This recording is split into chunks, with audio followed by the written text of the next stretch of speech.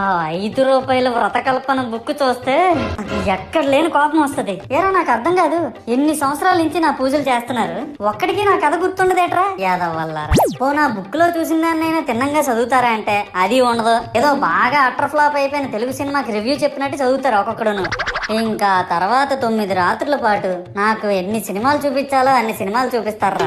ఇందులో funny part ఏంటంటే నేను ఎన్ని బ్యాచ్లను చూస్తాను తెలుసా. ప్రతి వీధి పందిరి దగ్గరికి తిరుగుతూ నా విగ్రహాలకు రివ్యూ ఇచ్చే బ్యాచ్ ఒకటి, ప్రసాదాల కోసం ప్రతి పందిరి దగ్గరికి తిరిగే బ్యాచ్ ఇంకొకటి, ఇంకా దరిద్రం ఏంటంటే నాకు కొట్టిన కొబ్బరికాయలు ఏమైనా మిగిలిపోయేమో వాటిని తీసుకెళ్లి పచ్చడి చేసుకుందాం అనే బ్యాచ్ ఒకటి. ఇవన్నీ చూస్తూ 9 రాత్రులు గడిపాక సరేలే సాయంత్రం అనిపిస్తారులే అని కాలు మీద కాలు వేసుకొని కూర్చుంటే అప్పుడు మొదలవుతాదిరా నా నిమజ్జనం వ్యాన్ ముందు 90 వేసి నాగిని డాన్స్ చేస్తారు.